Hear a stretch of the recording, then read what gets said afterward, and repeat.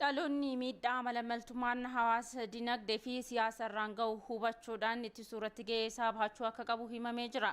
Godina Gujii Lixaatti guyyaan ayyaana farra malamaltummaa addunyaa sababeeffachuudhaan marii paarlamentariitiin kabajamees jira. Gabaasa waajjira dhimmoota kominikeeshinii godina Gujii Lixaarraa nu qaqqabe Mangistuu akkuma akka ta'utti dhiyeessa.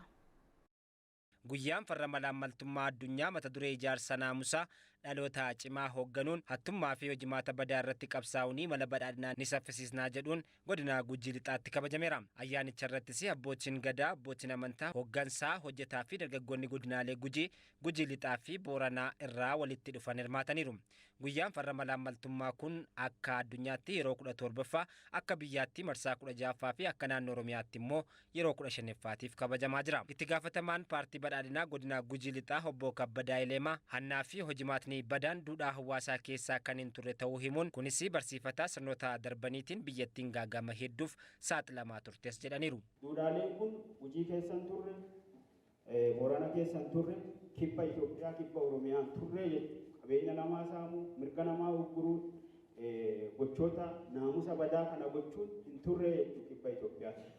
Qabsoon ammaan kana geggeeffamu hojimaati balaan wayyaaneen juntaan dhimma kana barsiifata sirrii jedhee qabate hawaasa keenyaa fi biyya keenyas gaaga'amaarra geggeesse yeroo ammaa kana rakkoo kanaa fi biyyi keenya saaxilamtee jirti. Hojii gaggeessaan Komishinii Naamusaa fi Farra Malaammaltummaa Damee Kibba Oromiyaa obbo Duubee Qulee dhalootni miidhaa malaammaltummaan hawaasa dinagdee fi siyaasa biyyattii irratti qaqqabsiisu hubatee ga'ee isaa bahachuu qabaa jedhaniiru. Kabaja ayyaana guyyaa farra malaammaltummaa akka addunyaatti yeroo 17ffaaf akka biyyaatti immoo yeroo 16ffaaf naannoo Oromiyaatti yeroo 15ffaa fi akka Komishinii Naamusaa Farra Malaammaltummaa waajjira Damee Kibba Oromiyaatti yeroo 3ffaaf marsaa 3ffaaf kabajaa magaalaa Bulee Horaarraa kabajaa jiru kanaatti inni guddaan dhalooti miidhaa malaammaltummaan dinagdee sirna dimookiraasii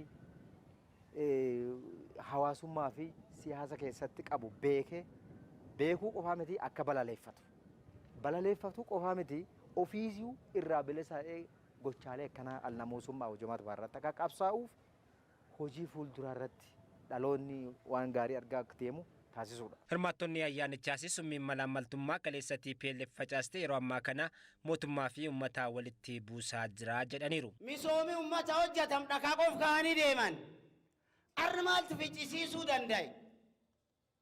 Dhugaa mootummaan fidu dhugaa qaamii farra malaammaltummaa kunin waan inni irratti hojjetu dameen tun hojjetu bu'aa mootummaan fiteef bu'aa dameen tun hojjetu hagan edhanii waan laakkaamuu miti jiram guddaatti irraa dhufee jechuudha.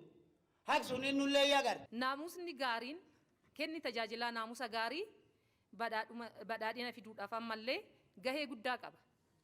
Maalinni gaafa kenni tajaajilaa kenna naamusaan hannaan ala ta'ee karaa uummanni kenna nurraa barbaaduun wanta uummanni kenna nurraa barbaadu mara haala gaariidhaan haala isaan barbaadaniin haala kijiba hin qabneen haala hanna hin qabneen haala nuffii fi uummata ofirraa dhiibuu hin qabneen gaafa hojjanne badhaadhinni jennu galma gahuu danda'a. Mootummaa irratti diinummaa uumaa ka jiru gocha malaamaltummaa kaleessa TPLF summii isaa uummata keessa yookaan qaamolee yeroo san geggeessaa turan keessatti isa facaasan kanattu har'aa kana mootummaa fi uummata waliin buusaa jira. Waadaa uummataaf galan dagachuun faayidaa ofii qofaaf gula deemuun miidhaa hawaasarraa ga'aa akka ture marii kana irratti dubbatameera. Tajaajilli kennamu naamusni keessatti kan argamu yoo ta'e badhaadhinni barbaadamu sirnaan lafa qabachuu danda'as jedhameera.